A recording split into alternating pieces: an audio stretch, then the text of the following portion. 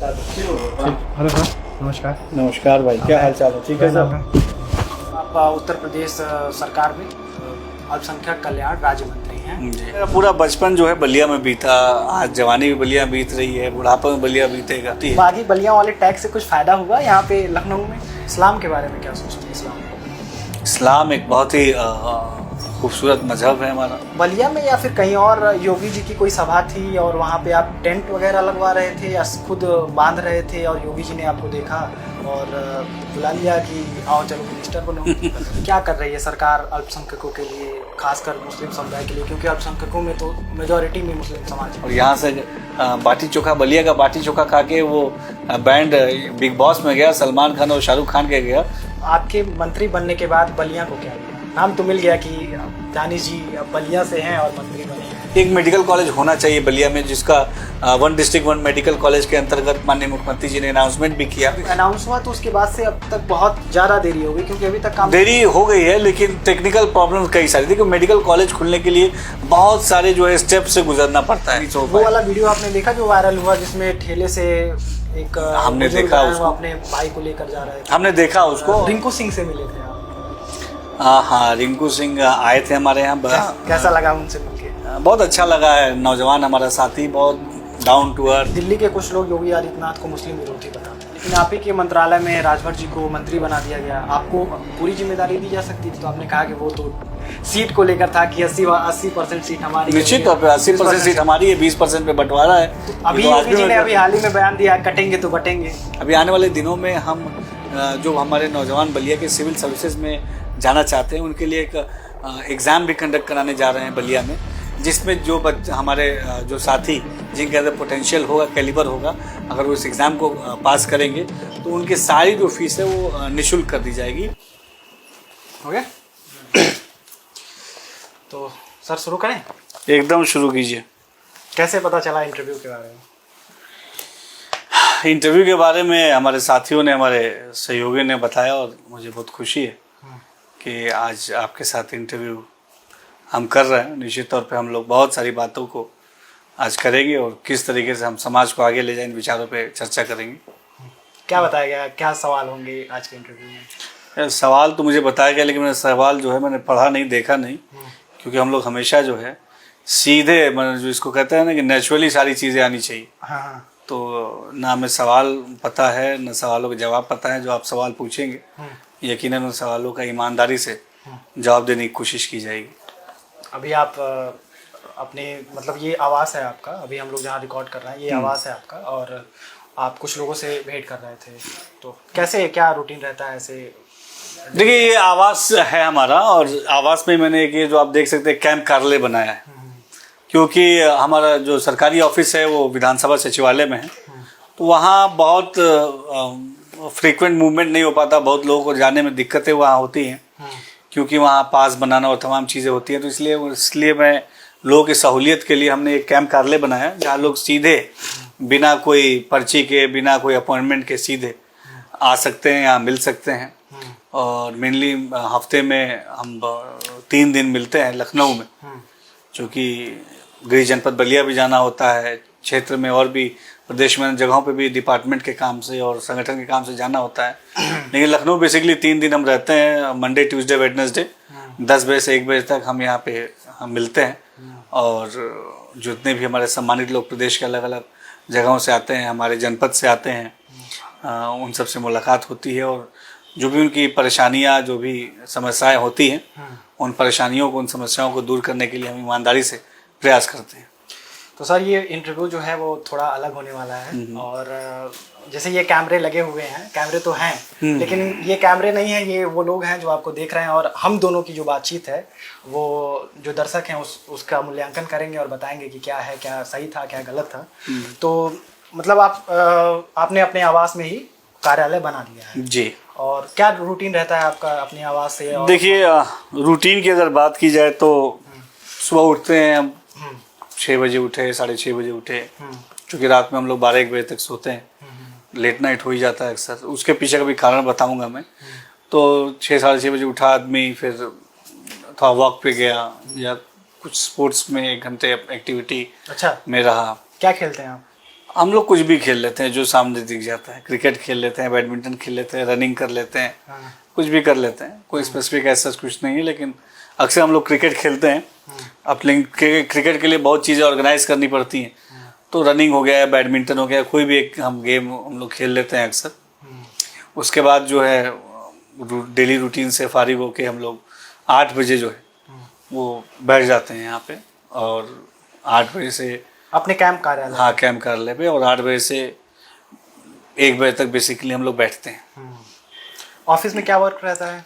1 बजे के बाद हम लोग ऑफिस जाते हैं, और डिपार्टमेंट्स के काम और जितनी भी एप्लीकेशंस यहाँ कैंप कार्यालय पे आती हैं वो ऑफिस लेके जाते हैं, और संबंधित जिस जनपद का भी वो मैटर रहता है उस जनपद के संबंधित अधिकारियों को जो भी आवश्यक दिशा निर्देश देने होते हैं वो उन लेटर्स के माध्यम से दिशा निर्देश भी देने का काम करते हैं।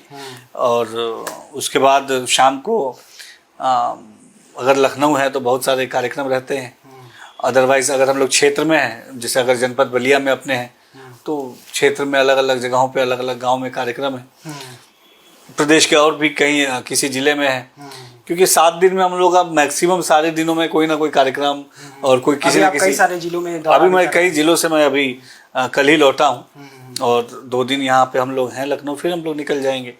तो बेसिकली अकॉर्डिंग टू जो उस दिन के जो व्यस्तताएं रहती है उसके अकॉर्डिंग जो है प्रोग्राम सेट होते हैं। प्रोग्राम्स का ऐसा कोई फिक्स शेड्यूल नहीं है, जो जिस हिसाब का कार्यक्रम है उस हिसाब का प्रोग्राम सेट होता है। और मैक्सिमम टाइम हम लोग जो 8 बजे से हम लोग शुरू करते हैं तो रात के करीब 11 बजे तक 12 बजे तक हम लोग समाज के बीच में रहते हैं। फिर वही खाना पीना खा के अपना सो जाते हैं। 8 से 11 तक 8 से 1 बजे तक आप कैंप कार्यालय पे रहते हैं, उसके बाद फिर ऑफिस के लिए? हाँ, मतलब सुबह 8 बजे से 1 बजे तक कैंप कार्यालय अगर लखनऊ है तो, और उसके बाद फिर ऑफिस का काम, फिर और भी प्रोग्राम्स, तो रात के 11-12 बज जाता है बेसिकली। क्या बुलाते हैं लोग आपको, मतलब भाई बुलाते हैं, दानिश भाई बुलाते हैं, या फिर ऐसे बुलाते हैं कि दानिश सर? क्या सबसे देखिए, मुझे ना कोई सर बोलता है, ना मुझे कोई नेताजी बोलता है। मैक्सिमम मेरे जितने हमारे साथी सब दानिश भाई बोलते हैं। वो कनेक्टिविटी भाई से है, क्योंकि हम लोग स्टूडेंट पॉलिटिक्स से निकले हैं, तो शुरुआत से ही हम लोग लगातार, अब जो हमारी नौजवान, अभी आप देखेंगे मुझसे मिलने वाले जितने भी भाई आते हैं उसमें मैक्सिमम 70% नौजवान मेरे साथी होते हैं। तो उन सबके लिए मैं दानिश भाई हूँ, और हम लोग बहुत प्यार मोहब्बत से मिलते हैं, और ये बड़े इत्मीनान से सबसे मिलते हैं। हाँ, कभी सुबह आप आएंगे तो आप देखेंगे बहुत हमारी प्रदेश भर से हमारे साथी आते हैं। तो आज तो मेरे ख्याल से फ्राइडे है, और आज मैं लखनऊ रहने का मेरा दिन नहीं है, मैं आज बलिया या कहीं और प्रदेश में कहीं अन्य क्षेत्र में रहता हूँ।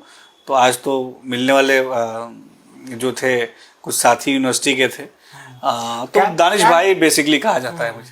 तो कैंप कार्यालय, उसके बाद फिर आप अपने ऑफिस जाते हैं। पार्टी का ऑफिस में भी कुछ काम रहता है? ऑफिस में डिपार्टमेंट के काम, हमारे माइनॉरिटी वेलफेयर नहीं, पार्टी ऑफिस में भी अगर पार्टी ऑफिस में बुलाया जाता है, कोई अभियान है, कोई कार्यक्रम है, तो पार्टी ऑफिस भी जाते हैं। बेसिकली पार्टी ऑफिस क्या काम होता है पार्टी का? पार्टी का जैसे इस समय सदस्यता अभियान चल रहा है, तो सदस्यता अभियान से हम लोग ज़्यादा से ज़्यादा मैक्सिमम लोगों को जोड़ें।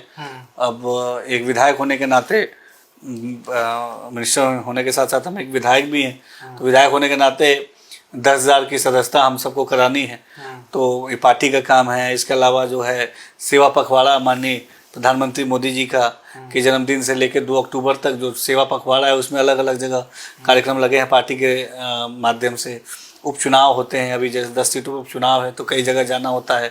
तो पार्टी के बहुत सारे काम है जो पार्टी के रहते हैं, उसके लिए भी हम लोग पार्टी का कार्यकर्ता होने के नाते उन तमाम कामों को हम लोग करते हैं। मतलब बुलावा आता है तो आप निश्चित रूप से ऑफिस का काम ज़्यादा होता है जी। तो आप, अगर आपको इंट्रोड्यूस किया जाए तो आप उत्तर प्रदेश सरकार में अल्पसंख्यक कल्याण राज्य मंत्री हैं जी, और बलिया के अपायल गांव से आप बिलोंग करते हैं। क्या कहेंगे बलिया के बारे में, कैसी शुरुआती जीवन थी? बलिया के बारे में, बलिया अपने आप में एक बचपन का क्या याद है बलिया का? बचपन, मेरा पूरा बचपन जो है बलिया में बीता। आज जवानी भी बलिया बीत रही है, बुढ़ापा में बलिया बीतेगा। और बलिया अपने आप में एक बहुत शानदार हमारा शहर है, और हमें बहुत गर्व होता है कि हम बलिया में की माटी पे पैदा होने का हमें मौका मिला। बागी बलिया जिसको कहा जाता है, और अपने आप में बलिया कहने पे अपने आप में एक अंदर से गर्व की फीलिंग होती है। बागी बलिया वाले टैग से कुछ फायदा हुआ यहाँ पे लखनऊ में?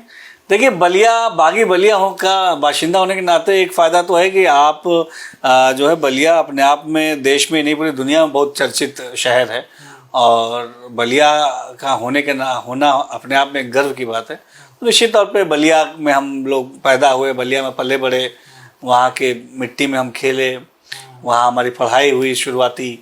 और बलिया, बचपन का बलिया आपका कैसा था? मतलब जब आप बचपन में थे तो बलिया कैसा आपको लगता था? बलिया हमको बचपन में भी अच्छा लगता था, आज भी अच्छा लगता है। क्या बलिया याद है? मतलब बचपन, अभी तो बहुत सारी चीजें बदल गई हैं, अब क्या है दानिश जी के बलिया, वो बचपन वाला बलिया? देखिए बलिया में कुछ बदलाव नहीं हुआ, बलिया का तेवर कल भी जैसा था वो आज भी है। बलिया की जो मिट्टी है उसमें कोई बदलाव नहीं हो सकता। वो क्रांतिकारी मिट्टी, कल भी उसके अंदर क्रांति थी और आज भी क्रांति है। इसने बलिया ने हमेशा हमें ऊर्जावान रहना और एक गति के साथ आगे बढ़ना सिखाया है। ये देखिए बलिया की एक बड़ी खासियत है कि बलिया ने हमेशा ऊर्जा देने का काम किया, और मुझे लगता है कि आज हम लोग जहाँ पहुँचे हैं उसमें बलिया की ऊर्जा का ही की देन है, बलिया की मिट्टी की ही देन है कि हम लोग यहाँ तक पहुँचे हैं। एक जो जूझने का जज्बा, एक जो लड़ने का जज्बा मजबूत बना दिया, जो बलिया के अंदर है, वही जज्बे ने हमें यहाँ तक पहुँचाया है। निश्चित तौर पे हम अपने आप को बहुत सौभाग्यशाली मानते हैं कि हम बागी बलिया की मिट्टी पे पैदा हुए। बलिया की तासीर गर्म है, निश्चित तौर पे गर्म है, बलिया का तासीर बहुत गर्म है। दानिश जी का क्या वो है? देखिए बलिया का तो बाशिंदा अगर होगा तो उसके अंदर वो बलिया की तासीर होगी। मेरा नाम जो दानिश आज़ाद है, वो आज़ाद भी चंद्रशेखर आज़ाद जी के नाम से हमने प्रेरणा लेके अपने नाम के आगे दानिश आज़ाद लगाया जब हम छात्र जीवन में थे। तो निश्चित तौर पे बलिया की मिट्टी हमेशा अपनी जो सुगंध है वो हमेशा दे के जाती है। कहाँ से पढ़ाई हुई आपकी इंटरमीडिएट तक? बलिया में हम पढ़े, होली कोर स्कूल है बलिया में। हाँ, मैंने शुरुआती पढ़ाई वहाँ से की। उसके बाद ग्रेजुएशन करने लखनऊ यूनिवर्सिटी हम आए और लखनऊ यूनिवर्सिटी में हमने शुरुआती पढ़ाई की। लखनऊ यूनिवर्सिटी क्यों सोचा? मतलब और भी कॉलेजेस कर सकते थे आप? अब लखनऊ यूनिवर्सिटी में हमारे कई सारे साथी थे और लखनऊ यूनिवर्सिटी का एक अलग चार्म था, एक अलग क्रेज था। हालांकि चार्म इलाहाबाद यूनिवर्सिटी का भी था, तमाम यूनिवर्सिटी का भी है, गोरखपुर यूनिवर्सिटी है, BHU है, लेकिन लखनऊ चूँकि एक राजधानी थी प्रदेश की और कुछ हमारे साथी यहाँ थे, तो उसके नाते हम लोग लखनऊ की तरफ आना हुआ और यहीं हमने ग्रेजुएशन यहाँ पे एडमिशन लिया और यहीं से अपनी छात्र राजनीति के जीवन की शुरुआत हमने लखनऊ विश्वविद्यालय से की। तो ABVP से आप यहीं पे जुड़े? हाँ, शुरुआत से ही हम ABVP से जुड़े। नहीं, लखनऊ में ही या फिर? हाँ, लखनऊ में जब ग्रेजुएशन करने आए 12th के बाद तो हम यहाँ पे ABVP से जुड़े। शुरुआत से ही हमने अखिल भारतीय विद्यार्थी परिषद से हम जुड़े और बहुत लंबे समय तक अखिल भारतीय विद्यार्थी कहानी है आपके ABVP का? इसके पीछे एक कहानी, जब लखनऊ यूनिवर्सिटी में जब हम आए और शुरुआती स्कूल के टाइम में जब हम यहाँ पे ग्रेजुएशन के टाइम में हमने एडमिशन लिया तो बहुत सारे छात्र संगठन वहाँ पे थे। निश्चित तौर पर अखिल भारतीय विद्यार्थी परिषद भी था, इसके अलावा भी बहुत सारे अलग अलग स्टूडेंट विंग्स थे। लेकिन एक जो बड़ी खास बात थी जो विद्यार्थी परिषद ने जो हमें अट्रैक्ट किया, वो विद्यार्थी परिषद के वॉलंटियर्स, वो जो बड़े ईमानदारी से जो छात्रों की जो परेशानियां होती थी, जैसे कोई एडमिशन लेता है तो हॉस्टल की उसकी परेशानी होती है, फीस की कोई परेशानी होती है और भी कई तरह की परेशानी जब कोई एडमिशन लेने आता है तो नए नए छात्रों का होता है, क्योंकि ग्रामीण अंचल से बहुत सारे लोग विश्वविद्यालय पढ़ने आते हैं। तो उन तमाम छात्रों की बड़ी ईमानदारी से मदद अगर कोई कर रहा था तो वो छात्र संगठन अखिल भारतीय विद्यार्थी परिषद था। इस बात ने मुझे बहुत प्रभावित किया और हमने शुरुआती दिनों में ही विश्वविद्यालय के हम अखिल भारतीय विद्यार्थी परिषद से जुड़ गए। मुस्लिम नेता, मुस्लिम कम्युनिटी से बिलोंग करने की वजह से आपका राष्ट्रवादी, जो हिंदू राष्ट्रवादी पार्टी कही जाती है, उसके एक विंग से जुड़ना, मतलब देखिए अखिल भारतीय विद्यार्थी परिषद ये जाति धर्म मजहब के बेड़ियों में इसको बांधना उचित नहीं होगा। अखिल भारतीय विद्यार्थी परिषद ये छात्रों के हितों के लिए काम करने वाली एक इंडिपेंडेंट स्टूडेंट विंग है। इसने हमेशा छात्र हित सर्वोपरि इस भाव को हमारे अंदर जागृत करने का काम किया, राष्ट्र हित सर्वोपरि इस भाव को हमारे अंदर जागृत करने का काम किया और निश्चित तौर पे एक जीवन में एक अनुशासन और जीवन में एक गति देने का जो काम विद्यार्थी परिषद छात्रों के अंदर करती है, ये बहुत ही अभूतपूर्व है। और चाहे आप मतलब केवल राजनीति करने के लिए आप विद्यार्थी परिषद से जुड़े, ऐसा नहीं है।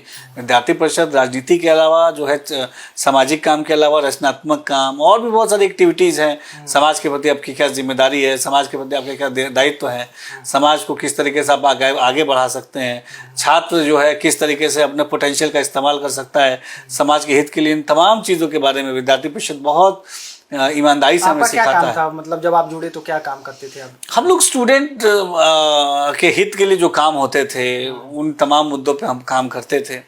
और बहुत सारे जो आंदोलन हुए छात्र हित के लिए, उन आंदोलनों में हमने बढ़ चढ़ के हिस्सा लिया। कई बार हम लोग आंदोलनों में जेल भी गए, गिरफ्तार भी हुए। तो बहुत लंबी कहानी विद्यार्थी परिषद में हमने बहुत लंबे समय तक काम किया और एक बहुत अच्छा अनुभव विद्यार्थी परिषद में हमें मिला। और एक जीवन में अनुशासन और एक जीवन में एक कॉन्फिडेंस जो इसको कहेंगे, इसमें भी विद्यार्थी परिषद का बहुत बड़ा रोल। मतलब वो लेवल जो है कि हिंदू राष्ट्रवादी संगठन, ये कि मैंने बताया कि इन तमाम चीज़ों से विद्यार्थी परिषद बहुत ऊपर है। विद्यार्थी परिषद ने हमेशा देश हमें देता है सब कुछ, हम भी तो कुछ देना सीखे, इस भाव को हमारे अंदर जागृत करने का काम किया। जाति धर्म मजहब के बेड़ियों से ऊपर उठ के राष्ट्र हित सर्वोपरि, ये देश हमारा जो है ये बहुत, इसको आगे ले जाने की हम सबकी जिम्मेदारी है। इस भाव को हमारे अंदर बनाने का काम अखिल भारतीय विद्यार्थी परिषद ने किया। इस्लाम के बारे में क्या सोचते हैं?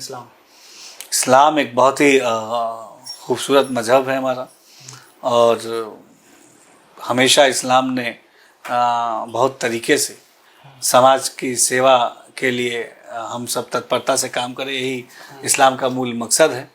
भाईचारे के लिए, अमन के लिए, प्यार के लिए, मोहब्बत के लिए हम सब काम करें, यही इस्लाम। सबसे खास बात क्या लगती है आपको? सबसे खास बात इस्लाम की ये है कि देखिए, इस्लाम में हमेशा आप दूसरों की कैसे मदद कर सकते हैं, आप अमन और चैन के लिए कैसे काम करें, आप अपने आसपास को खूबसूरत बनाने के लिए कैसे काम करें, इस पे इस्लाम ने हमेशा बड़ा जोर दिया। अगर आप सही मायनों में इस्लाम के मायने को समझेंगे तो इस्लाम का जो सही मायने है, जो मतलब इस्लाम, आप खुद भी स्वच्छ रहें और आसपास को भी साफ रखें, एक ये भावना इस्लाम के अंदर, इस्लाम को अगर सही से आप स्टडी करेंगे तो आप डेली लाइफ में आप प्रैक्टिसेस करते हैं? निश्चित तौर पे हम लोग डेली लाइफ में भी हम लोग इस्लाम के जो बेसिक प्रैक्टिसेस हैं उसको भी हम लोग करते हैं, और इस्लाम के माध्यम से कैसे समाज की हम सेवा करें इसके लिए भी हम काम करते हैं। और निश्चित तौर पे हमें बहुत गर्व है कि हम इस धर्म में पैदा हुए। हम लोग जब सोशल मीडिया, हमारी जो टीम रिसर्च कर रही थी, तो एक ऐसा रिस्पांस था कि जैसे जितने कमेंट थे आपके पोस्ट पे, उसमें से सबसे ज़्यादा कमेंट मुस्लिम कम्युनिटी से थे। और ऐसे था दानिश भैया जिंदाबाद, और तमाम कमेंट ऐसे थे।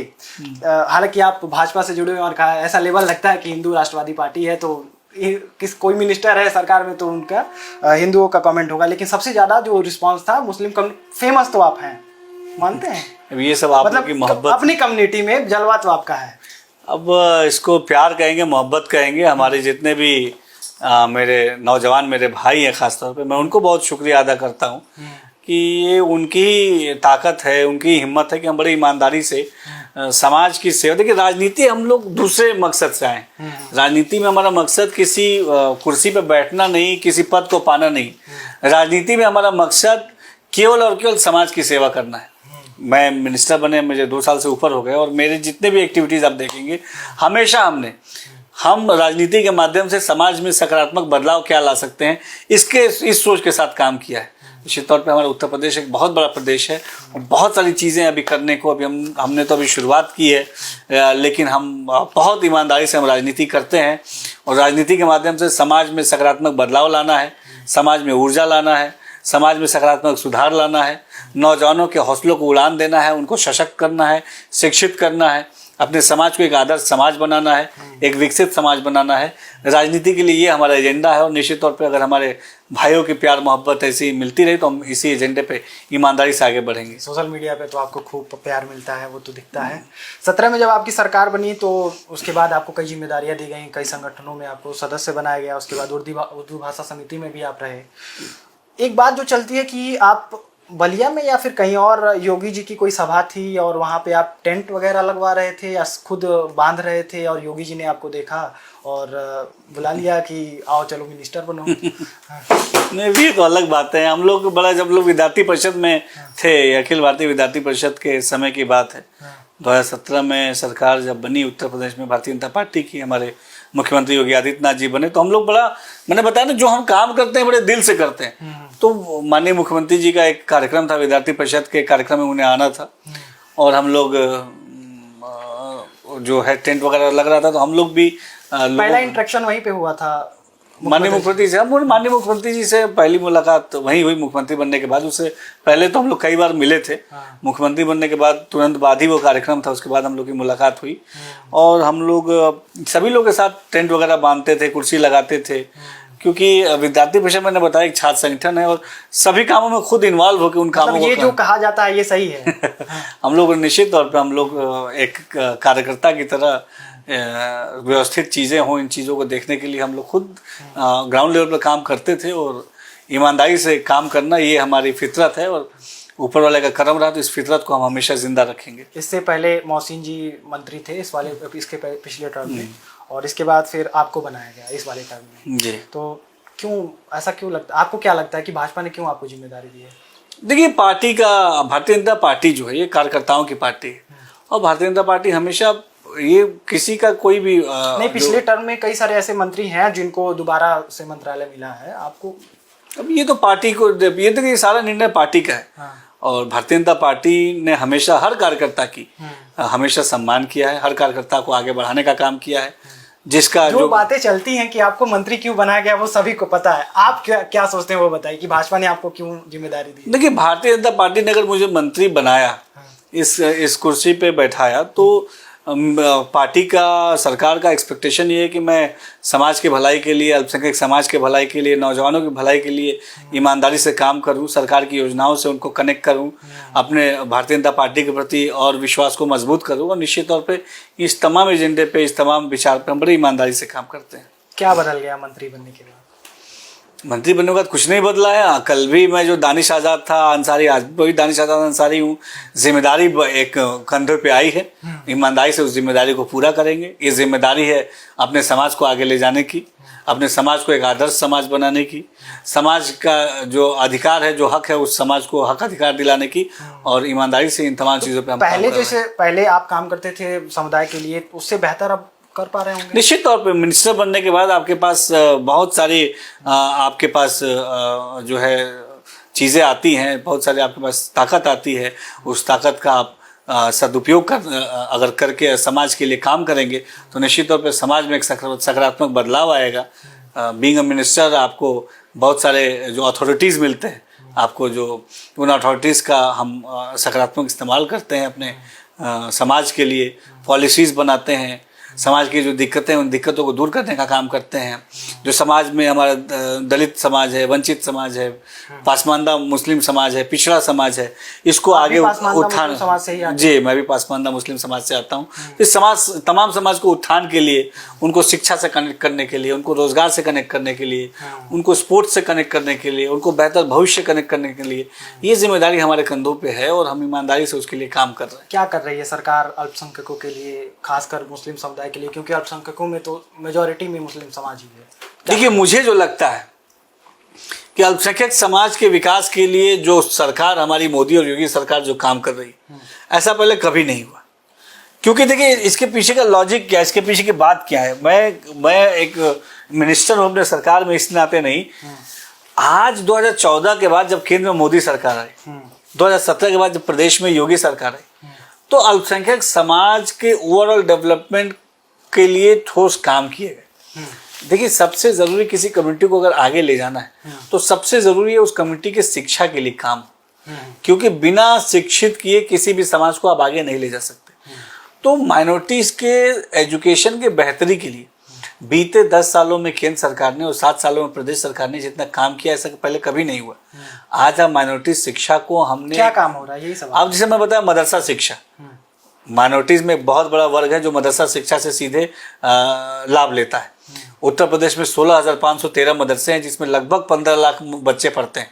ये गरीब मुसलमान के बच्चे हैं, पिछड़े मुसलमान के बच्चे हैं, जो आर्थिक रूप से कमजोर मुसलमान हैं, उनके बच्चे हैं। मदरसों के लिए आपकी तो मदरसा शिक्षा को जो है उसमें दीन इस्लाम के साथ साथ आधुनिक शिक्षा को भी मदरसा शिक्षा में इंट्रोड्यूस किया। ये हमारी इस योगी सरकार ने किया। आज मदरसे में पढ़ने वाला बच्चा दीन इस्लाम के साथ साथ आधुनिक शिक्षा, मैथ, साइंस और कंप्यूटर पढ़ता है। तो ये हमारी सरकार के इनिशिएटिव है, ये बदलाव आया। हमने मदरसों में आर्टिफिशियल इंटेलिजेंस को पढ़ाया, ऐसा पहले कभी नहीं हुआ। हमने मदरसों को डिजिटल किया, मदरसा ई लर्निंग ऐप हमने डेवलप किया कि मदरसे के बच्चे मदरसा को ऑनलाइन पढ़ पाए, तो मदरसा ई लर्निंग ऐप हमने डेवलप किया। मदरसों के बेहतर व्यवस्था के लिए, वहाँ के इंफ्रा डेवलपमेंट के लिए हमने ठोस काम किए। मदरसों में हमने कंप्यूटर लैब बनवाए, मदरसों में साइंस लैब बनवाए, मदरसों में अब्दुल कलाम जी के पुण्यतिथि के मौके पे हम मदरसों में साइंस एग्जीबिशंस लगाते हैं। अभी 15 अक्टूबर को अब्दुल कलाम जी की जयंती के मौके पे पूरे उत्तर प्रदेश के मदरसों में स्पोर्ट्स एक्टिविटीज़ होंगी। तो ये एक सकारात्मक बदलाव हमने शिक्षा के क्षेत्र में मदरसों में दिया, माइनॉरिटीज़ के लिए दिया। इसके अलावा भी अभी हम लोग जहाँ रिकॉर्ड कर रहे हैं, यहाँ पे आप देख सकते हैं, आपको स्क्रीन पर दिख रहा होगा कि यहाँ पे कलाम जी की तस्वीर भी लगी है। हाँ, कैसे जुड़ाव रखते हैं आप कलाम जी से? देखिए, मेरा शुरुआत से चंद्रशेखर आज़ाद जी के साथ और अब्दुल कलाम जी के साथ मेरा शुरुआत से एक जुड़ाव रहा। इसीलिए मेरे नाम के आगे जो दानिश आज़ाद है, तो आज़ाद जो है मैंने चंद्रशेखर जी से प्रेरणा लेके लिया, चंद्रशेखर आज़ाद जी से।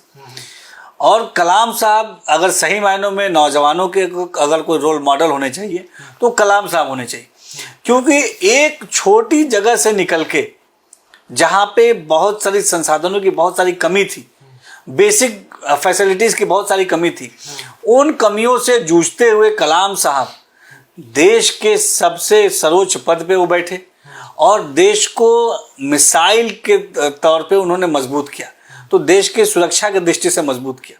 तो कलाम साहब के जीवन से हम सबको, तमाम नौजवानों को प्रेरणा लेनी चाहिए कि किस तरीके से एक साधारण घर में अगर आप पैदा हुए, लेकिन अगर आपकी सोच असाधारण है, आपने असाधारण तरीके से मेहनत की है, तो निश्चित तौर पे आप कहीं भी पहुंच सकते हैं। तो आपको कहाँ पहुंचना है, ये आपका विल, आपकी चाहत, आपकी लगन, आपका अनुशासन डिसाइड करेगा। आप कहाँ पैदा हुए हैं ये डिसाइड नहीं करेगा कि आपको कहाँ जाना है। आपकी सोच क्या है, आपका थॉट क्या है, आपका लक्ष्य क्या है, आपकी मेहनत क्या है, आपका अनुशासन क्या है, ये तय करेगा कि आपको कहाँ जाना है। और निश्चित तौर पे इसका एक बहुत बड़ा उदाहरण हमारे कलाम साहब हैं। ऐसे ही चंद्रशेखर आज़ाद जी, उस समय आप सोचिए, कल्पना कीजिए कि आज़ादी के, जब हमें देश को आज़ादी नहीं मिली थी तो कितनी मुश्किल की घड़ी थी वो, जब कम्युनिकेशन का सिस्टम वीक था, ट्रांसपोर्टेशन का सिस्टम वीक था। उस वीक कम्युनिकेशन सिस्टम के दौर में, उस ट्रांसपोर्टेशन की जो कमियां थी, उसके दौर में पूरे देश को क्रांति के धागे में चंद्रशेखर आज़ाद जी ने कितनी मुश्किल से उस नौजवान पीढ़ी ने बांधा होगा। वो नौजवान, उसने कितनी मेहनत की होगी, कितना परिश्रम किया होगा, कितना त्याग किया होगा, तब वो जाके देश में एक क्रांति की अलग जगह पाया। तो ये हमारे रोल मॉडल होने चाहिए। हमारे रोल मॉडल ये हैं, अगर हम इनसे अपने आप को प्रेरणा लेंगे तो निश्चित तौर पे हमारे देश को, हमारे प्रदेश को, हमारे बलिया को आगे बढ़ने से कोई नहीं रोक सकता है। आपने कई सारे काम गिनवाए जो आप बता रहे थे कि अल्पसंख्यक समाज के लिए हो रहा है। सरकार कभी इसको लेकर एडवर्टाइज नहीं करती है, विज्ञापन नहीं दिखाती है। कभी योगी आदित्यनाथ जी के साथ फ्रंट पेज पे कभी विज्ञापन नहीं दिखता है कि मदरसों में ये सारी चीज़ें हुई। नहीं, होता है हमेशा। हाँ। हमारे प्रधानमंत्री मोदी जी भी, हमारे योगी जी भी, हमेशा उन्होंने मदरसा शिक्षा के लिए, मुस्लिम समाज के नौजवानों के लिए, मुस्लिम महिलाओं के सशक्तिकरण के लिए हमेशा खुल के इसके लिए काम किया है, बात की है। जब उज्ज्वला योजना जब पहली बार लॉन्च हुई, हमारे बलिया से इसकी शुरुआत प्रधानमंत्री मोदी जी ने की। उस समय उज्ज्वला गैस का कनेक्शन एक मुस्लिम महिला को बलिया में दिया गया प्रधानमंत्री जी द्वारा। जब उत्तर प्रदेश में योगी सरकार आई, तो जब मुख्यमंत्री आवास योजना की बात आई, तो मुख्यमंत्री आवास में आवास की जो चाबी देने का काम एक मुस्लिम महिला को हमारे मुख्यमंत्री जी ने किया। एक सानिया मिर्जा हमारी बहन है, यही मिर्जापुर की रहने वाली है। उसके पिताजी एक साधारण टीवी मैकेनिक थे, लेकिन उसने मेहनत से भारत की पहली मुस्लिम फाइटर पायलट बनी, वो सानिया मिर्जा। मुख्यमंत्री जी ने उसको अपने आवास पे बुलाया और उसको सम्मानित किया, और उसके पिताजी से, उसके परिवार से मिलकर उसको ढेरों बधाइयाँ दी। तो आज तो हमारी योगी मोदी सरकार, देखिए, हम कभी वोट बैंक के नज़र से मुसलमानों को नहीं देखते। हम मुसलमानों को डेवलपमेंट की तरफ जोड़ने की नीयत के साथ काम करते हैं, और यही ईमानदारी से जो हमारे प्रयास हैं, इससे धरातल पे मुसलमानों का जो एक तकदीर और तस्वीर उनकी बदल रही है। इससे जुड़ा आगे सवाल है आपके लिए, लेकिन जब आपके कार्यालय में लोग आते हैं, कैसी शिकायतें आती हैं आपके पास, मुस्लिम समाज की हो? हर तरह की, देखिए, शिकायतें नहीं, ये समस्याएं। हाँ, अलग अलग तरीके की समस्याएं आती हैं। तो हर तरीके की समस्याओं को आदमी सुनता है। किसी को अपने इलाज के लिए मदद चाहिए होती है, किसी को अपने बेटे के एडमिशन के लिए मदद चाहिए होती है, किसी को फीस की कोई कमी होती है, किसी को कहीं कोई प्रताड़ित कर रहा है। मुख्यमंत्री जी जब जनता दरबार लगाते हैं तो सारी चीज़ें पता चलती हैं, लेकिन ऐसा उस लेवल पे एडवर्टाइज नहीं हो पाता है कि दानिश जी के पास क्या शिकायतें आ रही हैं। तो वही यही सब शिकायतें जो आम जनता की शिकायतें, वही शिकायतें आती हैं एडमिशन से लेके इलाज के लिए, कहीं कोई ऐसा कोई किसी के साथ कोई दुर्घटना हो गई, उसके लिए उसकी अच्छे से उसका कानूनी उसको मदद मिले। बलिया से भी लोग आते हैं, तमाम जगह से आते हैं, खुद हम बलिया जाते हैं, मैं खुद बलिया जाता हूँ, हफ्ते में एक बार ज़रूर जाता हूँ 10 दिन में, और मैक्सिमम लोगों से कनेक्ट करके वहाँ की जो समस्याएं हैं उसको दूर करने का काम करते हैं। यहाँ जो आते हैं लोग 3 दिन जो हम रहते हैं, तो यहाँ पे जो समस्याएं होती है उसको दूर करने का काम करता हूँ। तो बलिया के लिए लोग जब वहाँ से आते हैं तो जो समस्या होती है वो समस्या बताते हैं। उसके अलावा कि यहाँ पे आके कैसा लग रहा है, आप बलिया से हैं, अब ये तो वही बताएंगे। बलिया के हमारे जितने भी हमारे साथी हैं, जितने भी हमारे सम्मानित लोग हैं, सबकी सेवा के लिए प्रदेश सरकार ने हमें मौका दिया है, एक विधायक के रूप में, एक मंत्री के रूप में, बलिया की सेवा के लिए तत्परता से जो भी आवश्यकता आता है तो आप कुछ मंगाते हैं? हम मंगाते हैं। कोई भी आता है बलिया या हमारे प्रदेश से कहीं भी कोई आता है तो उसको जो भी बेसिक गेस्चर होना चाहिए हम जरूर करते हैं। नहीं, जैसे अभी कुछ विदेशी मेहमान आए थे, कोरियन सिंगर थे, कुछ स्पेशल लिट्टी चोखा खिला दिया, पता नहीं उनको तीखा उतना पसंद है या नहीं है। और देखिए यहाँ एक कोरियन फेमस बैंड है के-पॉप, हाँ के-पॉप, वो उसकी टीम मुझसे मिलने आई थी यूपी, जब वो आए कंसर्ट करने तो मुझसे मिलने आए, तो मैंने यहाँ बुलाया उनको बागी बलिया, चूँकि हम बलिया के हैं तो बलिया का जो है तस्वीर है सबको दिखाना ज़रूरी है, बलिया की खासियत सबको बतानी ज़रूरी है। तो उनको हमने बाटी चोखा खिलाया और बाटी चोखा खा के बहुत उन्हें अच्छा लगा, बहुत पसंद किया उन्होंने। और यहाँ से बाटी चोखा, बलिया का बाटी चोखा खा के वो बैंड बिग बॉस में गया, सलमान खान और शाहरुख खान के गया, वहाँ भी उन्होंने तारीफ़ की। और बागी बलिया की एक एक चीज़ की बात ही निराली है। तो कहाँ घूमने जाते हैं आप? अगर बलिया में रहते हैं तो घूमने के लिए अगर मन हो कि यहाँ चलते हैं, ज़्यादा कहाँ जाते हैं? तो घूमने का तो हम लोगों को कोई वक्त नहीं मिल पाता, हम लोग तो 24 घंटा टूर पे ही रहते हैं, क्षेत्र में ही रहते हैं। हम बलिया गए तो हम लोग अलग अलग, मतलब अगर बलिया पहुँच रहे हैं तो वहाँ जरूर जाते हैं, ऐसा कोई जगह? बलिया पहुँच रहे हैं तो जनता के बीच हम लोग ज़रूर जाते हैं, कोशिश करते हैं अब कि हम लोग समाज के बीच में रहें। और बलिया के खाना जो अलग अलग है वो ज़रूर हम लोग कोशिश करते हैं कि लौंगलत्ता बलिया का खाया जाए, बलिया का समोसा खाया जाए, चाय ज़रूर पी जाए बलिया की। बलिया के कुछ चीज़ें हैं जिसका स्वाद जो है निराला है, वो कहीं नहीं मिलता है। तो बलिया की चाय, बलिया का बाटी चोखा, बलिया का समोसा, बलिया का इमरती, लौंगलत्ता, बलिया का गोलगप्पा, ये सब बहुत चर्चित है और हम लोग ज़रूर उसको खाते हैं। आपके मंत्री बनने के बाद बलिया को क्या मिला? नाम तो मिल गया कि दानिश जी बलिया से हैं और मंत्री बने हैं। देखिए बहुत बड़ा सवाल है, ईमानदारी से मैं बताऊँ, वही बताना कि मैं हर सवाल का ईमानदारी से जवाब देने की कोशिश करूँगा।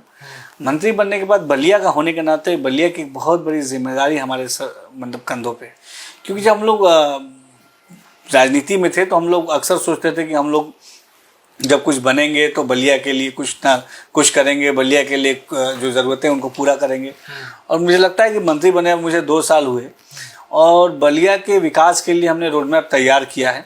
बहुत सारे, मैं ये नहीं कहूँगा हमने बहुत बड़ा कोई कमाल किया है, लेकिन अपनी जिम्मेदारी को मैं ये ज़रूर बताऊँगा ईमानदारी से कि बलिया के प्रति अपनी जो हमारी जिम्मेदारी है, उस जिम्मेदारी को हम ईमानदारी से समझते हैं। और बलिया के लोगों से, हमारे साथियों से, खासतौर पर नौजवान भाइयों से ये दानिश आज़ाद अंसारी ये ज़रूर वादा कर रहा है कि बलिया के विकास के लिए जो भी चीज़ आवश्यक होगी उस विकास के लिए हम ज़रूर धरातल पे काम करेंगे। अभी हमने बलिया में, देखिए बलिया में बहुत सारी चीज़ें जो बलिया में आनी चाहिए, मैं आपको ज़रूर बताऊंगा इस इंटरव्यू में उन तमाम चीज़ों को एक स्टेप बाय स्टेप। बेसिक है, जैसे बलिया में रोड इंफ्रा की ज़रूरत है, तो वो तो एक रेगुलर प्रोसेस है। रोड इंफ्रा के लिए हमने बहुत काम किया, हमने भी किया, तमाम माननीय विधायकों ने किया कि बलिया के रोड इंफ्रा को हम अच्छा करें।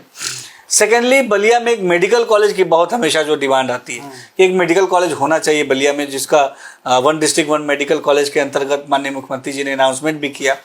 और मैं आपको बताऊं कि बहुत पॉजिटिवली उस पर काम आगे चल रहा है।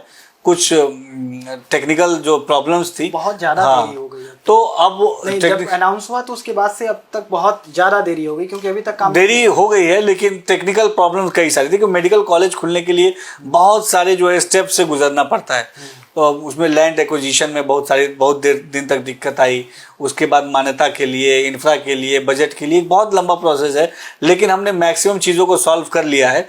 और मुझे यकीन है कि जल्द ही धरातल पे मेडिकल कॉलेज का काम धरातल पे दिखने लगेगा और आने वाले कुछ सालों में, मतलब जल्दी हम मेडिकल कॉलेज का जो एक काम है बलिया का उसको पूरा करेंगे। इसके अलावा देखिए बलिया की ज़रूरत क्या है, बलिया का हमारा जो नौजवान है, बड़ी संख्या में बलिया का हमारा नौजवान अलग कॉलेजों में स्कूलों में जो पढ़ता है उसको क्वालिटी एजुकेशन मिले, ये सबसे पहले ज़रूरी है। एजुकेशन मिलने के बाद उसको एजुकेशन जब उसको हासिल कर लेता है तो उसको रोज़गार अच्छा मिले, ये ज़रूरी है। तो एजुकेशन और एम्प्लॉयमेंट के बीच में एक जो ब्रिज को क्रिएट करने का काम बलिया में इस ब्रिज को बनाने की ज़रूरत है, एजुकेशन में और एम्प्लॉयमेंट में। उस ब्रिज के ऊपर हम काम कर रहे हैं। और मैं आपको बताऊं कि अभी आने वाले दिनों में एक यूनानी मेडिकल कॉलेज बलिया में हमने प्रस्तावित किया है। इस मेडिकल कॉलेज के अलावा भी एक यूनानी मेडिकल कॉलेज भी बलिया में अलग से बनेगा, जहाँ पर प्रदेश भर से बच्चे वहाँ पढ़ने आएंगे, एक हॉस्पिटल बनेगा। इसके अलावा एक इंजीनियरिंग कॉलेज बलिया में, उसके लिए भी अभी हमने प्रपोजल दिया हुआ है, वो भी जल्द, अभी इंजीनियरिंग कॉलेज का प्रपोजल अभी ऑन पेपर नहीं आया लेकिन जल्दी वो भी आ जाएगा। इसके अलावा बलिया में रोजगार के एंगल से हमें कोई फैक्ट्री भी डेवलप करनी चाहिए, ये भी हमारी सोच है। क्या ड्रीम प्रोजेक्ट है आपका? देखिए मेरा बताया कि बलिया में रोजगार की दृष्टि से एक बहुत बड़ा एक हमने अभी सेंट्रल गवर्नमेंट में बात की है, एमएसएमई डिपार्टमेंट में अभी लास्ट वीक ही हमारी बातचीत हुई है और लगभग 1200 करोड़ का एक क्लस्टर डेवलप होता है बलिया के लिए, मैंने एक क्लस्टर डेवलप होता है, एमएसएमई डिपार्टमेंट क्लस्टर डेवलप करता है। उस क्लस्टर के लिए बलिया को चिन्हित करने का हमने वहाँ पे जाके हमने बातचीत की है और निश्चित तौर पे वो चीज़ें प्रोसेस में है और विद इन अ मंथ वो चीज़ें ग्राउंड पे आ जाएंगी। और ग्राउंड पे आने के बाद 1200 करोड़ की एक फैक्ट्री, मतलब टेक्सटाइल फैक्ट्री बलिया में बनने का रास्ता खुल जाएगा, जिससे पूर्वांचल के जो आसपास के ज़िले हैं, जैसे मऊ में साड़ी का काम होता है, आजमगढ़ में होता है, बनारस में होता है, तो उसका एक हब बलिया में डेवलप होगा, जिससे एक बड़ी संख्या में एम्प्लॉयमेंट जनरेट होगा बुनकरों के लिए, जो टेक्सटाइल से जुड़े हैं, बेसिकली टेक्सटाइल से जुड़े। एक हमारी कताई मिल रसवा में थी बलिया में, जो अभी बंद हो गई है, उसी के तर्ज पे एक बहुत बड़ी टेक्सटाइल हब डेवलप करने का हमने प्रपोजल बलिया में दिया हुआ है। वही मैं आपको लेटर अभी शेयर करूंगा, आपको दिखाना चाहिए लेटर। तो वो टेक्सटाइल इंडस्ट्री की स्वीकृति अभी केंद्र सरकार के लिए गई हुई है फाइल, और स्वीकृति होने के बाद 1200 करोड़ की लागत का एक इंडस्ट्रियल हब बलिया में डेवलप होगा, जिससे एक बहुत बड़ी संख्या में एक रोजगार का अवसर बलिया में मिलेगा। इसके अलावा जो है बलिया में और भी कई सारी, चूंकि हमारा अब पूर्वांचल एक्सप्रेसवे से हमारी कनेक्टिविटी राजधानी से और दिल्ली से आसान हो गई है, तो बलिया में मैं कई सारे और भी इंडस्ट्रीज से बात कर रहा हूँ। बलिया में हमने एक अमूल की फैक्ट्री, बहुत बड़ी, लगभग 40 करोड़ की लागत की एक अमूल की फैक्ट्री बन के तैयार हो चुकी है और इसी महीने या अगले महीने उसका इनॉग्रेशन भी हो जाएगा, जिससे बड़ी संख्या में एम्प्लॉयमेंट को जनरेट होगा। 40 करोड़ की लागत का अमूल की फैक्ट्री वो बनी है, ये हमने काम किया बलिया में। इसके अलावा भी बहुत सारे प्रपोजल अभी पाइपलाइन में है और निश्चित तौर पे एम्प्लॉयमेंट के लिए, खासतौर पे नौजवानों के एम्प्लॉयमेंट के लिए, उनकी अच्छी शिक्षा के लिए जो भी आवश्यकताएं होंगी हम वो ज़रूर पूरा करेंगे। मेडिकल कॉलेज का जिक्र आपने किया, मतलब स्वास्थ्य व्यवस्था आपको ठीक लगती है बलिया की? देखिए, स्वास्थ्य व्यवस्थाओं को दुरुस्त करने की ज़रूरत है। बलिया के स्वास्थ्य व्यवस्थाओं को दुरुस्त करने के लिए हम ईमानदारी से काम कर रहे हैं। बहुत सारी शिकायतें स्वास्थ्य विभाग के लिए आती हैं। टैग लगता है कि बलिया की व्यवस्था मतलब ठीक ठाक नहीं है, चरमरा गई है, वो वाला भी कई बार टैग लगा जब आपने देखा हीट वेव वाला। तो क्यों, आखिर सरकार क्यों नहीं कर रही है? नहीं, देखिए, सरकार पूरी ईमानदारी से बलिया के हेल्थ व्यवस्था को दुरुस्त करने के लिए प्रतिबद्ध है और जहाँ से भी शिकायत आती है, कहीं भी हेल्थ के मामले में अगर कहीं से भी शिकायत आती है, हीट वाले मामले पे आप भी गए थे, हीट वेव वाला जो मामला हुआ, जी आप भी थे। तो देखिए हम ईमानदारी से स्वास्थ्य व्यवस्थाओं को बेहतर कर रहे हैं। अगर कहीं भी कोई बलिया के स्वास्थ्य व्यवस्थाओं के साथ खिलवाड़ करेगा तो हम उसके खिलाफ, उस अधिकारी कर्मचारी के खिलाफ सख्त एक्शन लेने से भी नहीं हिचकेंगे। बलिया की स्वास्थ्य व्यवस्थाएं अच्छी होनी चाहिए, ये हमारी प्राथमिकता है। बलिया के लिए अभी मैंने CSR से भी, मेरी आज ही बात हो रही थी, CSR के माध्यम से कुछ CSCs और PHCs को हम गोद भी लेंगे और वहाँ पे अच्छी फैसिलिटी, सरकार तो फंड देती है, इसके अलावा भी CSR के माध्यम से हम वहाँ फंड ले आके उन CSC PHCs को अच्छा बनाएंगे ताकि वहाँ जो बेसिक फैसिलिटीज अच्छी से अच्छी हमारी जनता को मिले। अभी एक अच्छे एम्बुलेंस की जिसमें वेंटिलेटर और तमाम चीज़ें लगी हों, ये ऐसी भी व्यवस्था हम बलिया के अलग अलग कोने के लिए कर रहे हैं ताकि कहीं कोई ऐसी बच्चे, किसी को दिक्कत हो, बीमारी हो, तो उसकी कनेक्टिविटी उसके एसएस हॉस्पिटल तक आसानी से हो पाए। वो वाला वीडियो आपने देखा जो वायरल हुआ, जिसमें ठेले से एक हमने देखा उसको, अपने भाई को लेकर जा रहा है, हमने देखा उसको और हमने जो भी इसके लिए जिम्मेदार है उसके लिए, उसके खिलाफ कड़ी कार्रवाई होनी चाहिए, इसके लिए जिलाधिकारी को निर्देशित भी किया है। हमने, मेरा सिंगल लाइन में ये कहना है कि बलिया की स्वास्थ्य व्यवस्थाएं ये अच्छी होनी चाहिए, ये हमारी प्राथमिकता है और हम ईमानदारी से इस प्राथमिकता पे काम करेंगे। तो सेक्शन अब अलग होता है, ये तो बलिया का था। और रिंकू सिंह से मिले थे आप? हाँ, रिंकू सिंह आए थे हमारे यहाँ। कैसा लगा उनसे मिलके? बहुत अच्छा लगा है। नौजवान हमारा साथी, बहुत डाउन टू अर्थ। और हालांकि हम लोग मैच वगैरह तो बहुत कम देख पाते हैं, लेकिन ग्राउंड पे जाते हैं कभी स्टेडियम पे देखने के लिए? नहीं, स्टेडियम देखने का तो मौका नहीं मिलता, लेकिन कभी कभी खेलने हम लोग जाते हैं। अक्सर कभी जब सदन चलता है, विधानसभा का सत्र चलता है, तो हम लोग कुछ हमारे मिनिस्टर्स हैं जो खेलने में जो इंटरेस्टेड है, तो हम लोगों ने एक टीम भी हम लोग के मिनिस्टर्स की, तो हम लोग अक्सर खेलने भी जाते हैं। तो रिंकू सिंह आए थे हमारे यहाँ और हम लोग गए, माननीय मुख्यमंत्री जी ने बुलाया था, तो हम लोग गए, माननीय मुख्यमंत्री जी से मिले और खेल के प्रति और हमने अपने नौजवानों को कैसे आगे ले जा सकते हैं, तमाम बिंदुओं पर चर्चा हुई। निश्चित तौर पर क्रिकेट एक बहुत इंटरेस्टिंग लोगों के लिए गेम है, हमारे यूपी के लिए, इंडिया के लिए लोगों को क्रिकेट बहुत अच्छा लगता है खेलना देखना। तो मिले रिंकू सिंह से, अच्छा लगा और बहुत पोटेंशियल है उनके अंदर और निश्चित तौर पर भारत के खेल को ऐसे हमारे नौजवान साथी और आगे ले जाएंगे। ओवैसी, राहुल गांधी या अखिलेश यादव में से कौन सा प्लेयर आपको बहुत ज़्यादा अच्छा लगता है? कौन सा प्लेयर, ये तीनों प्लेयर्स में से कौन सा अच्छा प्लेयर है? मुझे तो सबसे अच्छे मास्टर ब्लास्टर अपने मोदी जी और योगी जी लगते हैं और उनके आगे कोई भी प्लेयर, सारे प्लेयर फीके हैं, क्योंकि मास्टर ब्लास्टर के आगे सारे लोग फीके हैं।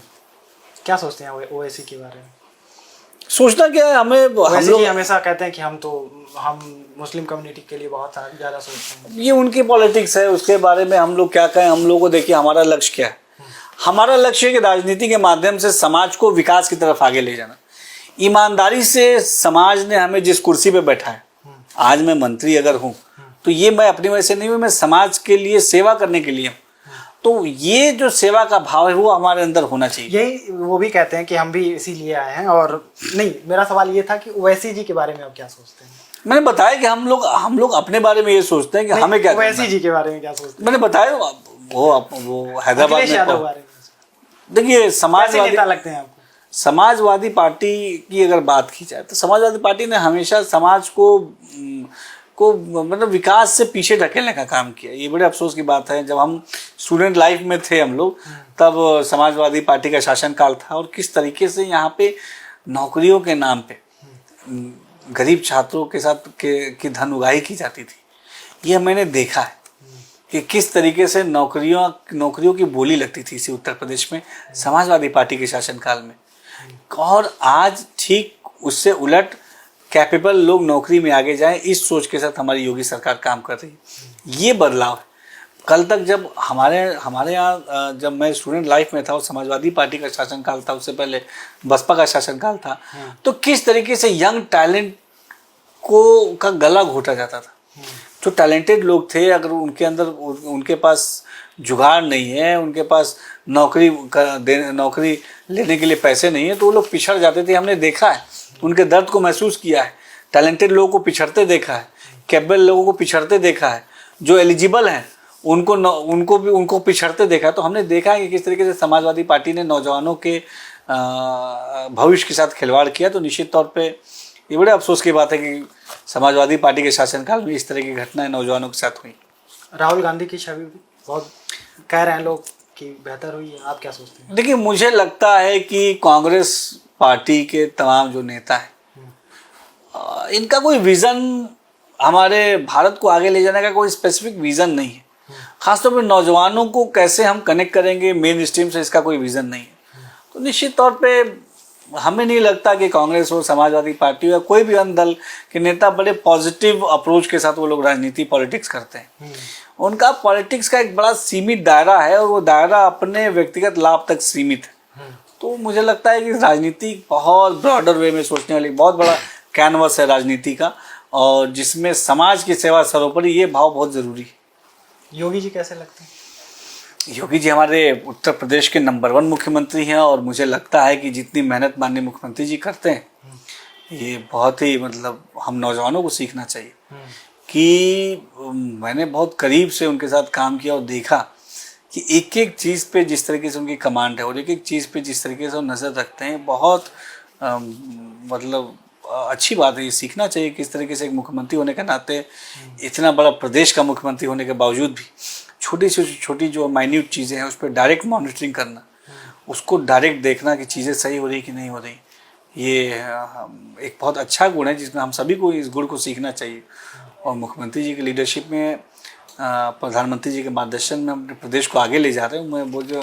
मुझे बहुत खुशी होती है। क्या कि बात होती है योगी जी से, मतलब मिलते होंगे तो कुछ देखिए, महाराज जी से तो जब भी मुलाकात हम लोग करते हैं, हम लोग मीटिंग होती है, जो भी होता है, तो समाज के विकास की बात ही उनका प्राइमरी एजेंडा रहता है। जब भी उनका पहला डायलॉग रहता है, कैसा चल रहा है क्षेत्र में, बलिया में क्या चल रहा है, काम करो, मेहनत करो, प्रोत्साहित करना। एक यंग लीडर होने के नाते हमेशा मुझे वो प्रोत्साहित करते हैं, मेरे पीठ थपथपाते हैं, हमेशा मेरे विचारों को और सकारात्मक विचारों को और बल देने का काम माननीय मुख्यमंत्री जी करते हैं। एक बात तो है, जो जैसे पूरे देश में कानून व्यवस्था को लेकर योगी आदित्यनाथ जी की दमदार छवि है, निश्चित तो सब लोग मानते हैं।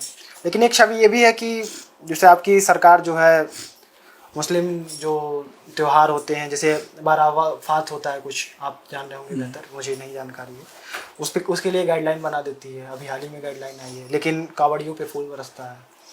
नहीं, देखिए, मेरा पर्सनली मानना है कि आज की जो हमारी योगी सरकार है, ये हर जाति धर्म मजहब के लोगों को आगे बढ़ाने वाली सरकार है। आज हमारे उत्तर प्रदेश में हर जाति धर्म मजहब के लोग अपने तीज त्यौहार को पूरी स्वतंत्रता के साथ, आज़ादी के साथ और मोहब्बत के साथ मनाते हैं। ये हमारी सरकार की देन है कि आज एक सुरक्षित माहौल में सभी लोग अपना त्यौहार मनाते हैं। दिल्ली के कुछ लोग योगी आदित्यनाथ को मुस्लिम विरोधी बताते हैं।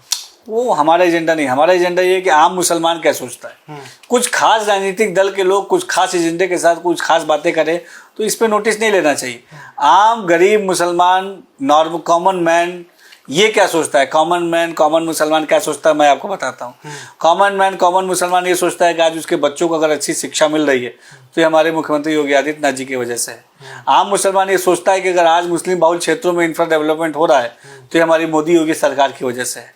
आम मुसलमान ये सोचता है कि अगर आज गरीब जो बच्चा मुसलमान जो बच्चा मदरसे में पढ़ता है उसको अच्छी मेन स्ट्रीम की शिक्षा मिल रही है तो ये हमारी मोदी योगी सरकार की वजह से है।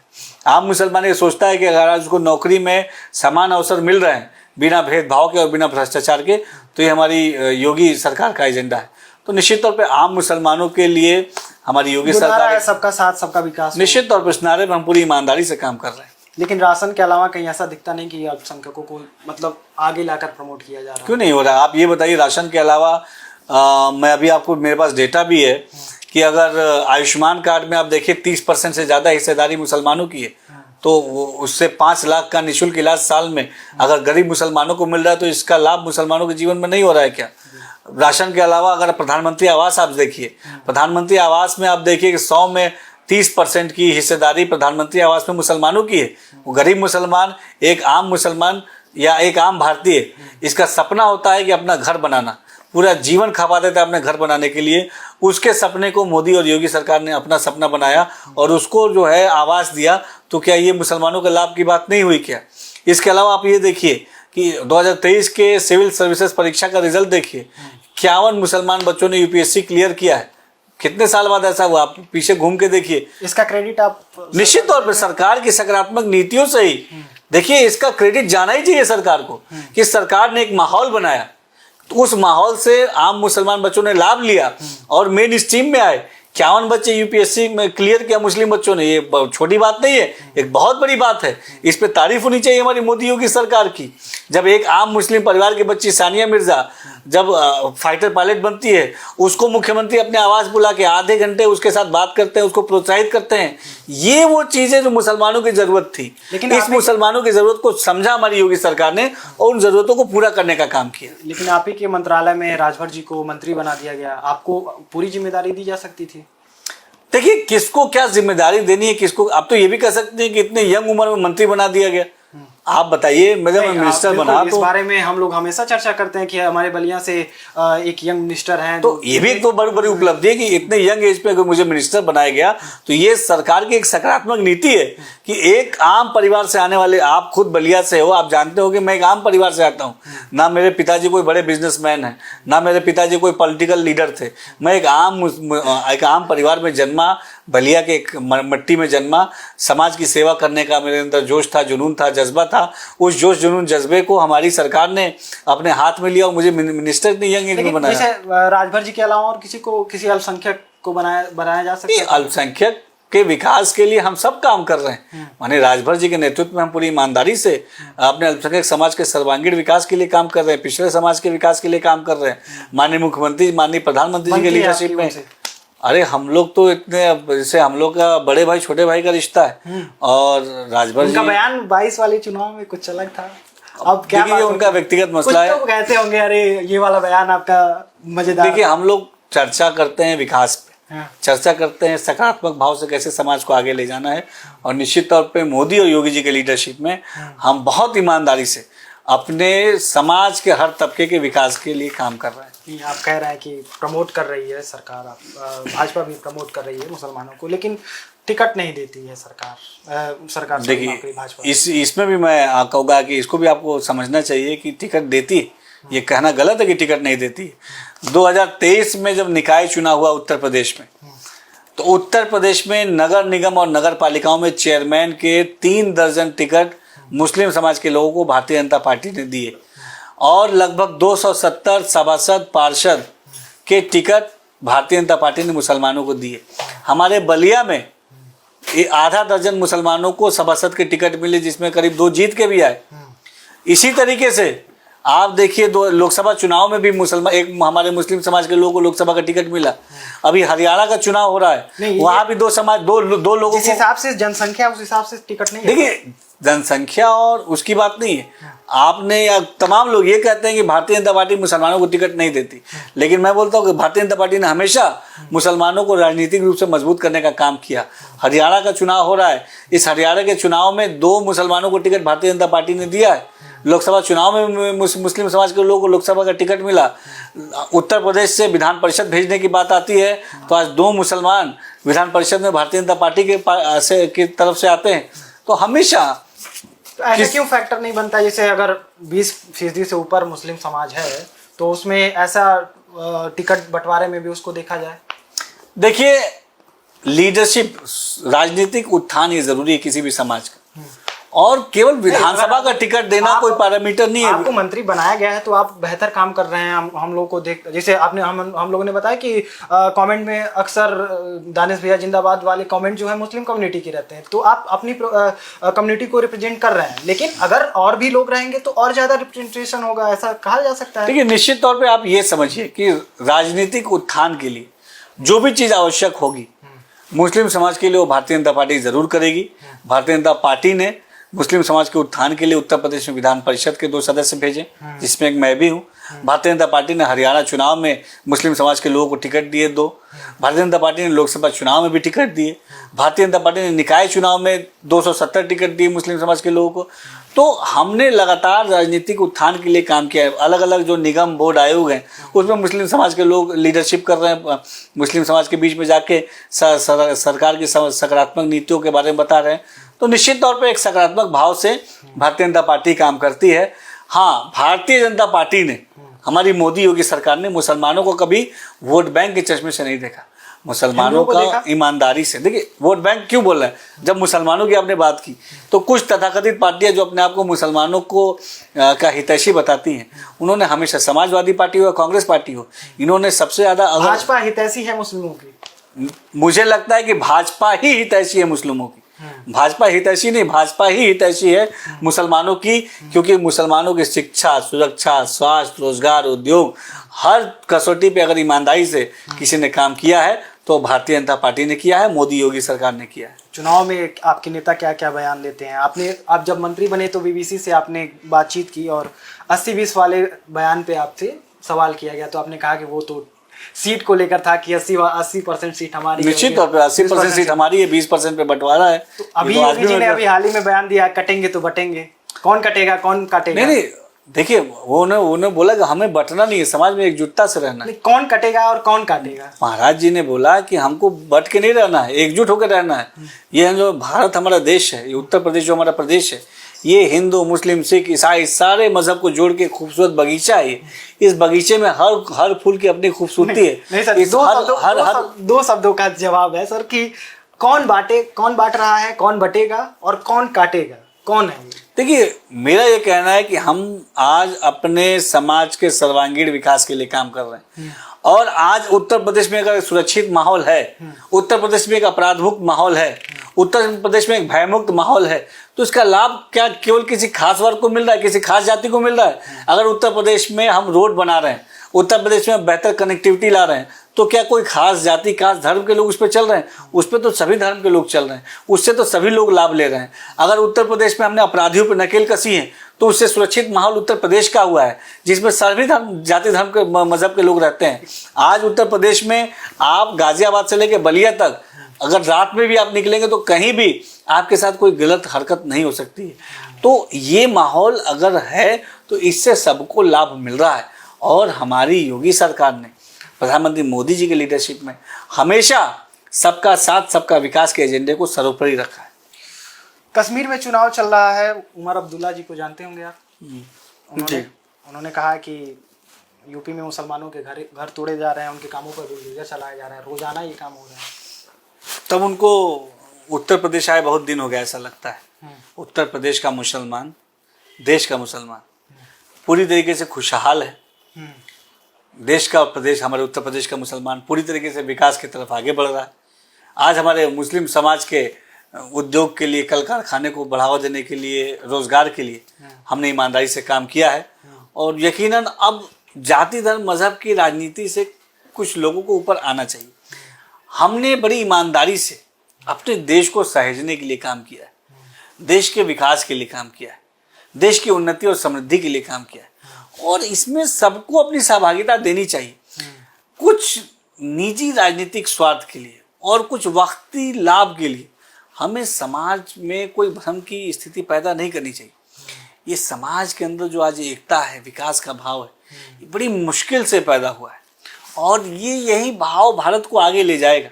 ये तो ऐसा भाव को जोड़े रखने की, बनाए रखने की। ऐसा क्यों कह रहे हैं कि रोज बुलडोजर चल रहा है मुस्लिमों के घरों पे? देखिए, अगर अपराध और अपराधियों पर नकेल कसने का काम हमारी उत्तर प्रदेश की सरकार कर रही है और इसका कहीं भी राजनीतिक तरीके से इन तमाम चीज़ों के बारे में इसका राजनीतिक इस्तेमाल नहीं करना चाहिए। अगर उत्तर प्रदेश को हम एक बेहतर व्यवस्था बना रहे हैं, एक बेहतर प्रदेश बना रहे हैं, तो इसमें सभी को इससे संतुष्ट होना चाहिए और सभी को सकारात्मक चीज़ों का सहयोग करना चाहिए। हेमंत शर्मा से बात होती है आपकी, मुख्यमंत्री जी से? मेरी सभी से बात होती है। उनका भी बयान आया था कि मियाँ मुस्लिमों को कब्जा नहीं करने दूंगा। नहीं, बात किस कॉन्टेक्स्ट में? देखिए, बात यही है कि हमारी जहाँ भी गवर्नमेंट है, हम ईमानदारी से मुसलमानों के ठोस विकास के लिए काम करते हैं। ऐसा क्यों कह रहे हैं वो? मतलब आप देखिए, मैं बताता हूं, बयान आपने सुना होगा। देखिए, मैं बताता हूँ, मुस्लिम समाज आज़ादी के बाद जितना ज़्यादा ठगा मुसलमानों को गया, कांग्रेस पार्टी ने और समाजवादी पार्टी ने और जो दूसरी पार्टियां जो अपने आप को मुसलमानों का हितैषी बताती थी, जितना उन्होंने मुसलमानों को ठगा है और जितना मुसलमानों को गुमराह किया है, ये मुसलमानों के लिए के साथ एक बहुत बड़ा धोखा उन्होंने किया। आज प्रधानमंत्री मोदी जी के लीडरशिप में हमारे जो इतने भी स्टेट में हमारी गवर्नमेंट है, हर स्टेट में हमारे मोदी जी का जो विजन है, सबका साथ सबका विकास, उस एजेंडे पे हम काम कर रहे हैं। मोदी जी ने क्या कहा था? मोदी जी ने कहा था कि मंगलसूत्र देखिए, मोदी जी ने कहा था कि कौन छीन लेगा? समाज के एक जो मुस्लिम समाज का नौजवान है, उसके एक हाथ में कंप्यूटर और एक हाथ में कुरान शरीफ होना चाहिए। कुरान शरीफ यानी वो अपनी दीन इस्लाम और जो उसके रिचुअल्स है उसको फॉलो करे, और कंप्यूटर का तात्पर्य है कि आधुनिक शिक्षा और समाज की मुख्य धारा से जुड़े। तो हमें देखिए, बात ये कि हमें मुसलमानों को समाज की मुख्य धारा से जोड़ने की जरूरत है, उनके अंदर विश्वास पैदा करने की जरूरत है, उनके लिए सकारात्मक लड़ाई लड़ने की जरूरत है। और इन तमाम एजेंडे पे हमारी सरकार पूरी मजबूती के साथ और ईमानदारी के साथ काम कर रही है। जो युवा पीढ़ी आ रही है राजनीति में, उनको क्या संदेश देंगे? देखिए, युवाओं को राजनीति में आना चाहिए। मेरा बहुत स्ट्रांगली इसको मैं रिकमेंड करता हूँ, क्योंकि जिस तरीके से हम पढ़ाई एजुकेशन लेने के बाद अलग अलग प्रोफेशंस में जाते हैं, डॉक्टर, इंजीनियर, IAS, IPS, उसी तरीके से हमें देश सेवा के भाव से राजनीति में आनी चाहिए। नौजवानों को खास तौर पे, क्योंकि आज हमारा भारत देश विश्व का सबसे युवा देश कहा जाता है। 60% की जो आबादी है भारत की, लगभग वो हम नौजवानों की है। तो निश्चित तौर पे अगर जिस देश की 60% आबादी नौजवानों की है, तो उस देश के नौजवानों के कंधों पे भी एक बड़ी जिम्मेदारी आ जाती है, और यकीनन उस जिम्मेदारी को हमें पूरा करना है। राजनीति में हमारे नौजवानों को आगे आना चाहिए, और राजनीति के माध्यम से समाज की सेवा के भाव से काम करते हुए अपने समाज को उत्थान की नई ऊंचाइयों पर ले जाना चाहिए। आज के नौजवानों को अगर वो राजनीति में आएंगे तो नए थॉट के साथ, नई एनर्जी के साथ, नए पोटेंशियल के साथ, नए विचारों के साथ आएंगे, और निश्चित तौर पे इनके नए विचार, उनके जो इनोवेटिव विचार हैं, वो हमारे राजनीति को भी और हमारे समाज को भी, हमारे देश को भी एक नई ऊर्जा, नई एनर्जी देने का काम करेंगे। और हमारा देश तेजी से जो 2047 का जो हमने विकसित भारत का संकल्प लिया है, उस संकल्प की ओर तेजी से आगे बढ़ेगा। भारत के विकास के लिए पूरा प्लानिंग के साथ राजनीति में आना चाहिए, मतलब ये प्लानिंग के साथ साथ हमें जज्बा बहुत जरूरी है। राजनीति कोई प्रोफेशन नहीं है, राजनीति एक सेवा का काम है, और हमें पूरे सेवा भाव के साथ ईमानदारी से राजनीति में आना चाहिए।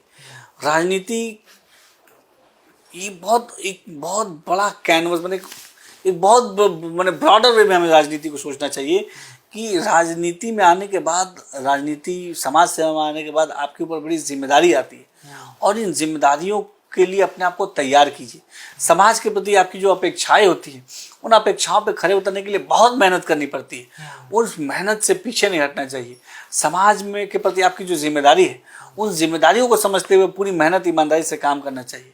समाज के उत्थान के लिए बहुत सारे काम जो आपको करने चाहिए। तो ये बहुत सोच विचार के साथ, बहुत पोटेंशियल के साथ, एनर्जी के साथ और पढ़ाई करके राजनीति, ऐसा नहीं कि राजनीति कुछ नहीं करें तो राजनीति करें, बहुत कुछ करना है इसलिए राजनीति करें। देखिए, ये थॉट होना चाहिए कि हम कुछ नहीं कर रहे इसलिए चलिए राजनीति करते हैं, ये थॉट नहीं होना चाहिए। हमें बहुत कुछ करना है इसीलिए हमें राजनीति करनी है। इस थॉट के साथ आप आएंगे तो निश्चित तौर पे अपने राजनीति के माध्यम से अपने देश को, अपने समाज को आप विकास के पथ पे आगे बढ़ा पाएंगे। आप दिल्ली कब जा रहे हैं, कब मतलब सोचते हैं दिल्ली के लिए? देखिए, समाज की सेवा हमारा लक्ष्य है, और लखनऊ दिल्ली के रेस में हम नहीं है। हम समाज की सेवा में कैसे हम आगे, सबसे आगे के पंक्ति में समाज की सेवा के लिए रहें, हम इस रेस में हैं। और निश्चित तौर पे नौजवानों के विकास के लिए, समाज के विकास के लिए जो भी आवश्यक होगा हम वो ज़रूर करेंगे। जिस तरीके से आप काम करते हैं, जितना बेहतर आपकी चीज़ें दिखती हैं, अगर आप दिल्ली जाते हैं तो वो पूरे देश में दिखेंगे। देखिए, उत्तर प्रदेश एक हमारा बहुत बड़ा प्रदेश है। आज उत्तर प्रदेश की जिम्मेदारी हमारे कंधों पे है। हमें आज अपने वर्तमान की जिम्मेदारियों को समझना है और जिम्मेदारियों का निर्वहन ईमानदारी से करना है। उत्तर प्रदेश के पास बहुत पोटेंशियल है। आज हमारा सारा फोकस, मेरी सारी एनर्जी उत्तर प्रदेश के पोटेंशियल को और मजबूत करने के लिए है।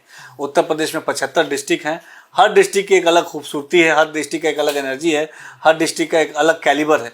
उस कैलिबर को आगे बढ़ाने के लिए हम काम कर रहे हैं, और हमारा पूरा फोकस, पूरी एनर्जी इन चीज़ों पर है। क्या प्लान है आपका भविष्य को लेकर, अब राजनीतिक तौर पे, या फिर ऐसे कहें कि बलिया को लेकर जो आपके विजन है उसको और बेहतर तरीके से आप कैसे कर पाएंगे? फ्यूचर का प्लान क्या है आपका? देखिए, फ्यूचर का प्लान शुरुआत बलिया से करते हैं। नहीं, राजनीतिक तौर पे। राजनीतिक तौर पे नहीं, पहले सामाजिक तौर पे बताता हूँ जी। शुरुआत बलिया से करते हैं। बलिया का नौजवान होने के नाते, बलिया का बाशिंदा होने के नाते, बलिया के प्रति बहुत हमारी जिम्मेदारी है।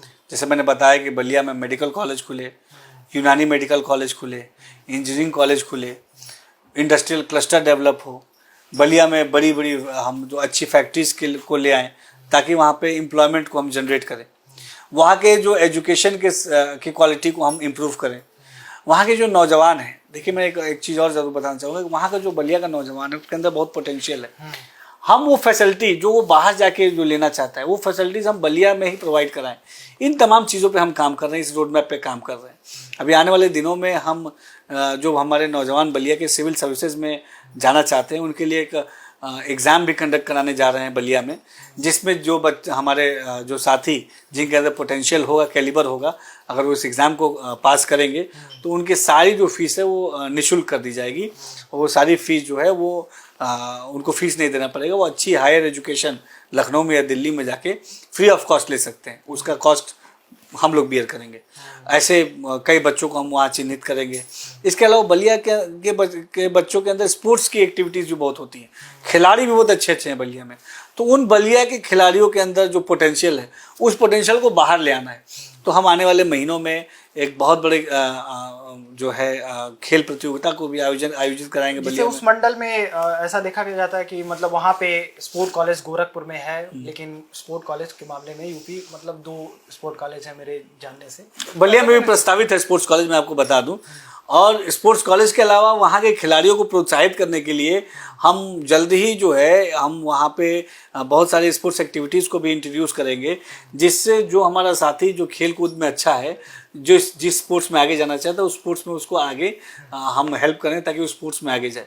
तो स्पोर्ट्स हो गया, एजुकेशन हो गया, रोजगार हो गया, उद्योग हो गया, हर कसौटी पे बलिया को मजबूत बनाना है। देखिए मैं फिर कह रहा हूँ कि अभी लड़ाई बहुत लंबी है। मैं नहीं कह रहा हूँ कि हमने बहुत बड़ा कोई तीर मार दिया है, बहुत बड़ी कोई पता, बहुत ईमानदारी से बता रहा हूँ कि बहुत बड़ी कोई उपलब्धि कर दी, लेकिन हमने रोड मैप में वो चीज़ें बनाई हैं। बड़ी चीज़ें होने में वक्त लगता है, थोड़ा वक्त हमें लगा, लेकिन अब ये सारी चीज़ें धरातल पे जल्दी दिखने लगेंगी और हमारे बलिया के लोगों को, बलिया के नौजवानों को खासतौर पे बहुत सारे लाभकारी योजनाओं को हम धरातल पे ले आ रहे हैं, जिससे सीधे वो कनेक्ट होकर अपने लाइफ में, अपने करियर में, अपने गोल में वो आगे बढ़ेंगे। इसके अलावा पॉलिटिकली देखा जाए तो पॉलिटिकली आज एक मिनिस्टर होने के नाते हमारे ऊपर कम्युनिटी की जिम्मेदारी है, नौजवानों की जिम्मेदारी है।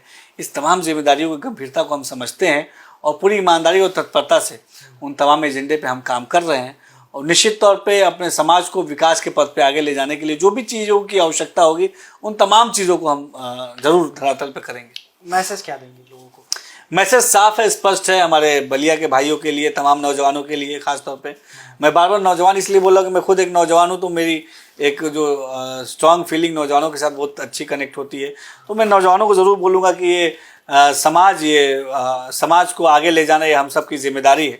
हम सब अपनी जिम्मेदारियों को समझें, अपने अधिकारों के साथ साथ अपने कर्तव्यों को समझें और हम सब मिल के सम्मिलित रूप से आगे कैसे बढ़ सकते हैं, समाज को कैसे आगे बढ़ा सकते हैं, इसके बारे में चर्चा करने की ज़रूरत है।